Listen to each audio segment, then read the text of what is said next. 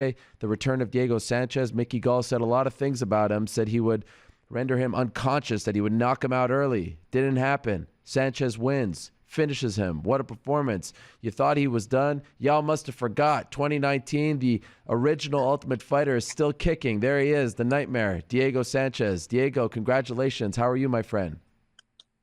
Don't call it a comeback. Been here for years, baby.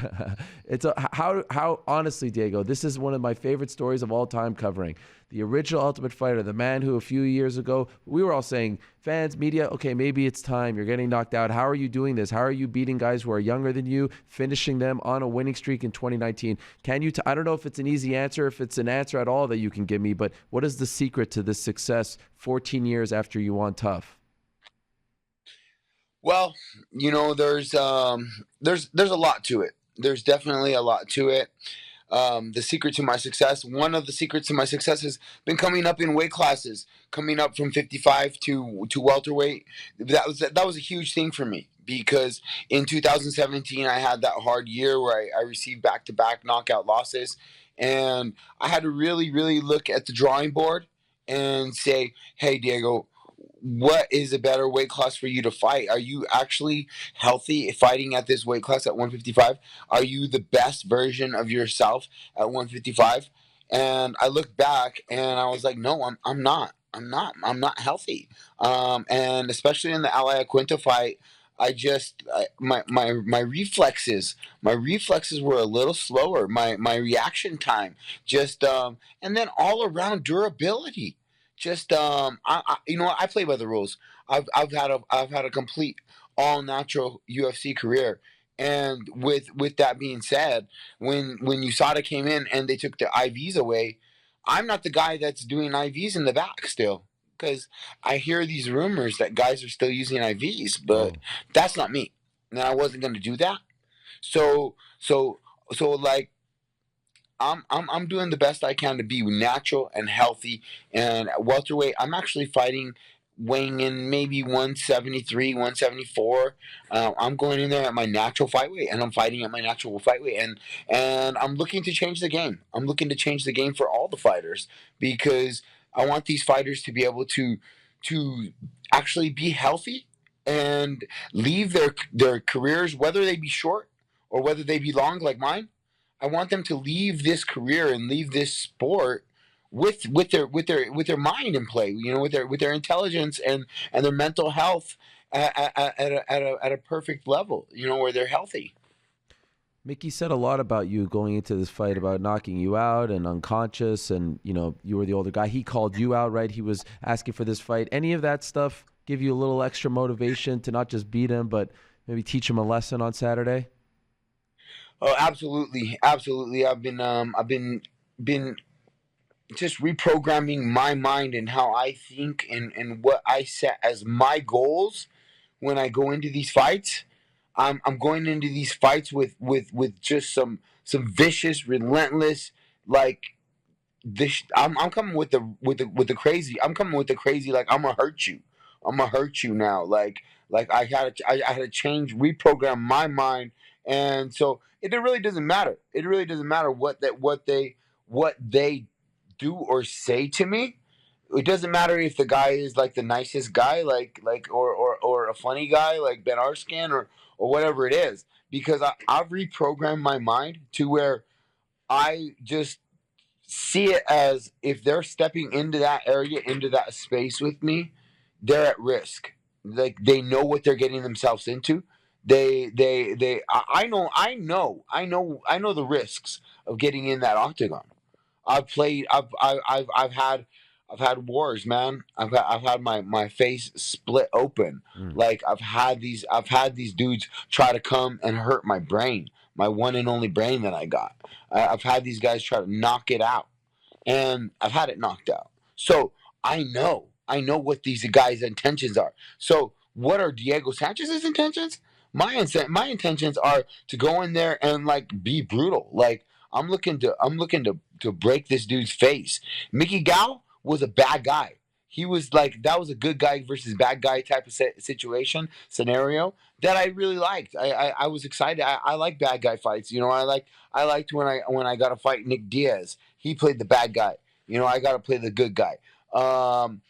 You know, all throughout my career, I love getting to fight the bad guy. And Mickey Gall was trying to play the bad guy card, and you know, he got his ass whooped. You know, he's probably shitting blood, pissing blood, and has a bad headache today. You know, I know for sure he's laying his head on that pillow, and his neck ain't feeling good. The back of his ear ain't feeling good. All the places that I landed elbows ain't feeling good, and he's technically he's lucky that ref pulled him off, that pulled me off of him, because this dude had already bit me and eye gouged me, and I wasn't even gonna tell the ref. I Yeah. wasn't even, you know, I got. Let's see if Whoa. Yeah. see if I still got the bite. Let's see if I still got the bite mark. I see it right there. Yeah, I don't know if I'm a fast healer. I'd be healing real quick, Yeah. but you know, in the eye, he eye gouged me too. He actually tried to take my eye out. I was like, so it was getting dirty in there, man. Like I got him with the dirty Sanchez. Boom, 3 fingers. Check that oil as hard as I could. You better let go of that leg. You better get low of that leg. You better let go of that leg. And you know, so it was getting dirty in there. It was, you know, I was full on out in a street fight. In my mind, there was no Mark Goddard wasn't in there. You know what I mean? Like in my mind, it's just 2 men, and I'm in there to hurt this guy. But I was able to really truly use my veteranship. I really used my veteranship this fight. I was able to watch him being emotional. I was watching his emotions, and he was emotional. He really believed he was going to go in there and knock me out. You know, he tried to use the law of attraction and manifest this future for himself, but he didn't understand. You know, he was trying to manifest against a legend of the game that I knew what he was in there doing, and I knew he was a spring chicken.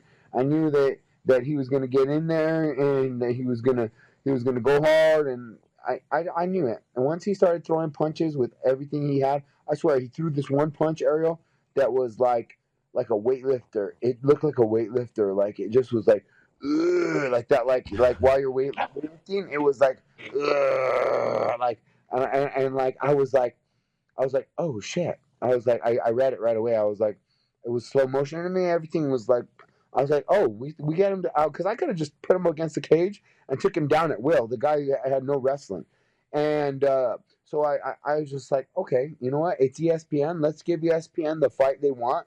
Let's give them some action. Let's give them some stand up.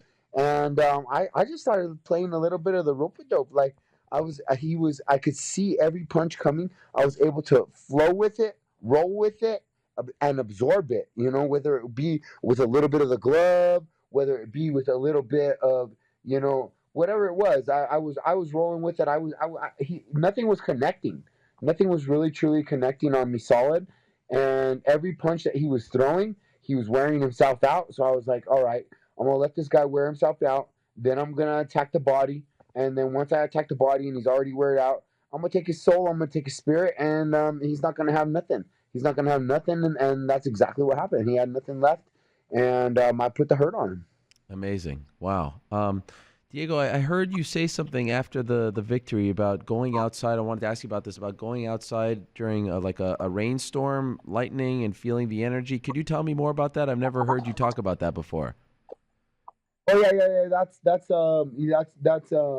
That's from season 1. Tough. Right before I was about to fight Josh Rafferty. Yeah. I was about to fight Josh Rafferty, and while I was about to fight Josh Rafferty, there was actually a storm outside, and I went out there, and like it goes back to I remember the very first time that I seen it was Rickson Gracie on Choke, the documentary that he did. Yeah. They're out in the mountains, and there's like a waterfall, a river, and they're on the river, and while they get in the river, and his wife's like, no, don't get in that river, you're gonna get sick. And he's like no, he's like the energy. He's like, everything's energy. You know, like you can tap into this energy. And so he gets in, and he's in the river, in the freezing cold river, right before his fight. And I'm like, and I seen that, and I was only 19 years old, 20 years old, and I was like, wow. I was like, all right, you know, this guy is the guy that I look up to. I was like, this guy's the guy that I want to learn from. At that point, he was undefeated, considered one of the greatest of all time, and so I got it from Hickson Gracie. But What do you feel when this I learned. happens? What happens to you? It's just energize. It's just energization. I feel energy from it. It's call it what it is. Call it what it is. It's call it magic. Like it's magic to me. I get energy from the nature. I get energy from the nature. I believe in grounding. The full moon energy. I can't sleep on those full moons. There's so much. I'm so sensitive to all kinds of stuff, and so something that I did this fight was be aware of of just other people's energy. Number one, Hmm. and whether they are energy vampire, whether they are energy, a giver, whether it's I don't know, but like fight week, it's real sensitive, man. There's a lot of weird energies going around, a lot of like bad spirits, like so. I was doing my sage and saging myself and just doing my being real aware, not touching people, Hmm. Hmm. protecting myself, not giving everything like to the fans as much as I normally would. After the fight, all right, I'll sign as many pictures as I can. I'll do what I can for the fans. But as far as like guarding my energy, my sacred energy, and what I have inside of me, and just keeping it clean, keeping it pure, and sanctified before I go into that holy place of the octagon. Wow, that is amazing. You've talked about anti-aging as well. You're the only fighter, Diego, to have a fight in the UFC every year since 2005. No one has accomplished something like that. It's an incredible feat for you, something you should be very proud of. How does anti-aging play into this? People have tried to find the secret to anti-aging. They've tried to figure it out. Have you figured it out? Oh, absolutely, absolutely, and I'm still figuring it out. It's a process of adaptation. It's a process of adaptation. You must be able to adapt, and if you can adapt, and that's why I say like, if I was a superhero and I had one superhero power, it would be adaptation. I'm able to adapt into my situations, my scenarios, whatever it is that I'm going on in life.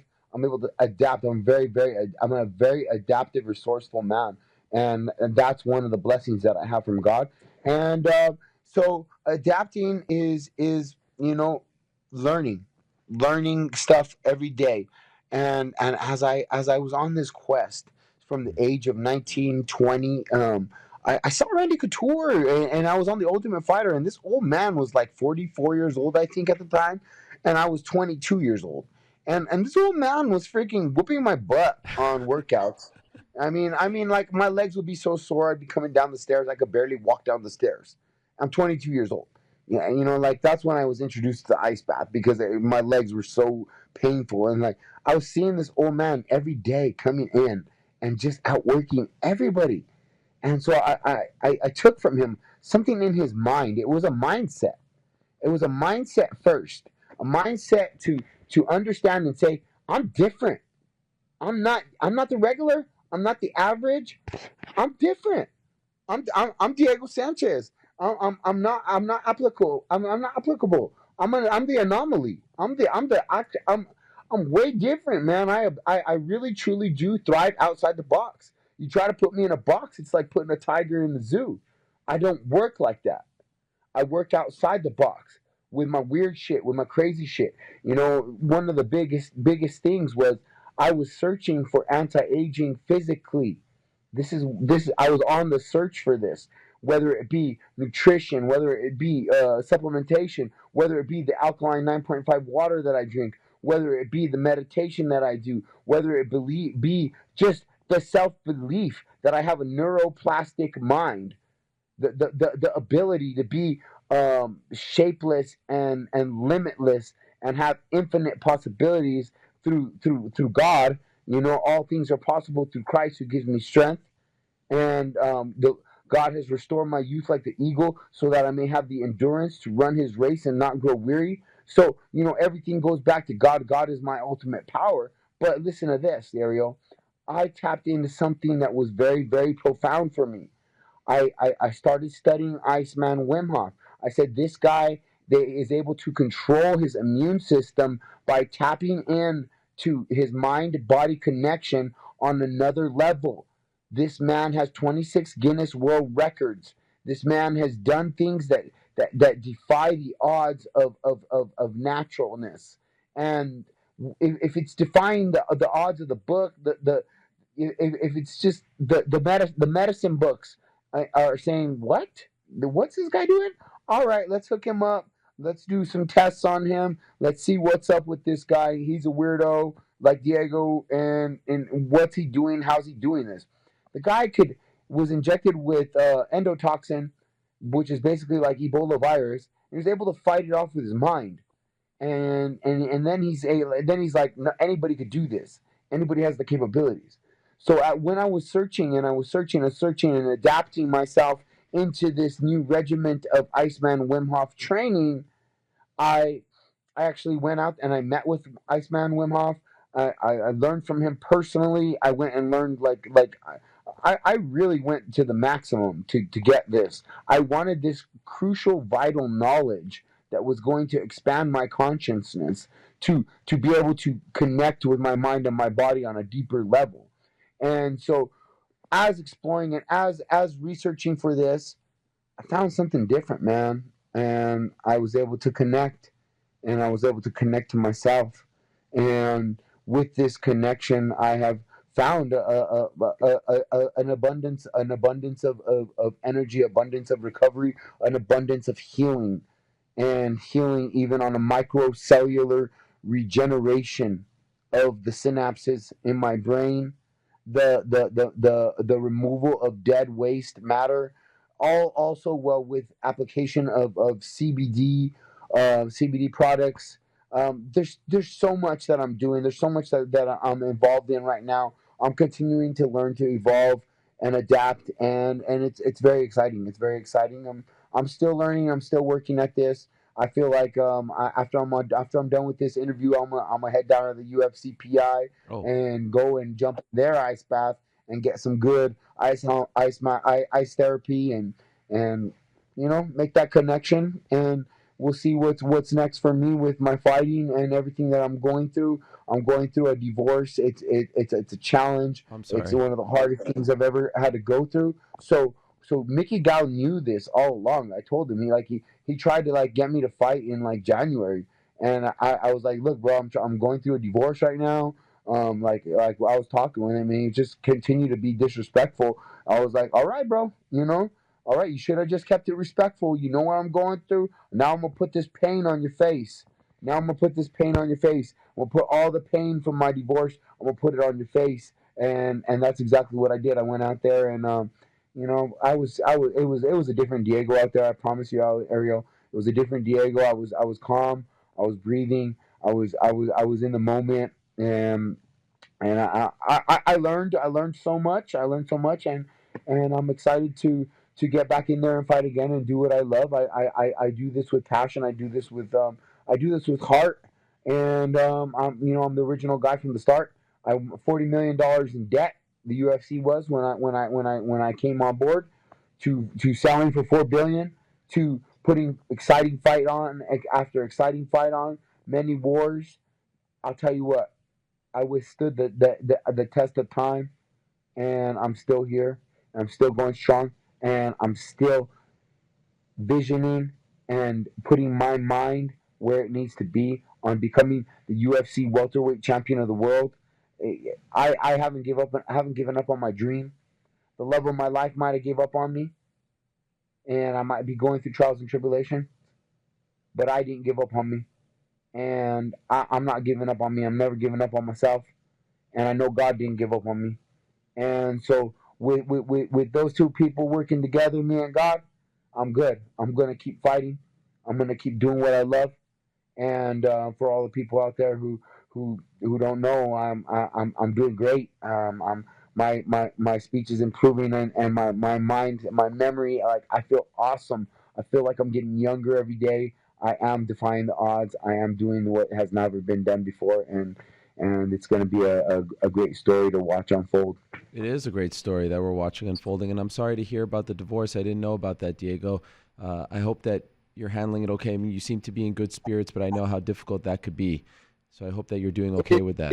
It is what it is. It is what it is, and either you learn, you adapt, you prepare yourself, you do the best you can. But it is what it is, and I'm a Christian man. I'm against divorce, but what happened had happened, and it I'm not going to get into the details of my Sure. divorce. I'll give her, the benefit of that for now, But as far as things are going, it's in God's hands. I'm a child of God. I'm blessed. I'm protected. I'm healed, and I'm guided, and everything's falling into place for me. And this is my year, and I'm coming for that belt. Bless you, Diego. You're incredible, my man. We are lucky to have you in this sport. I'm so happy for you with what you're doing, how you're turning things around. You're on a winning streak. You're beating the youngsters. It's incredible. You're one of the last of a dying breed in this sport, and it's so great to see you continue to have success in 2019. So I wish you nothing but the best. Enjoy your time in Las Vegas, and thanks, as always, for coming on the show, Diego. Thank you, Ariel. I appreciate it, man. God bless. And everybody, give me a follow on IG. Give me my products page to follow. I got a lot of stuff coming up, big business things. And, yeah, that's Diego Sanchez right there, the brand. Nice. DS, I all like the it. way. All right.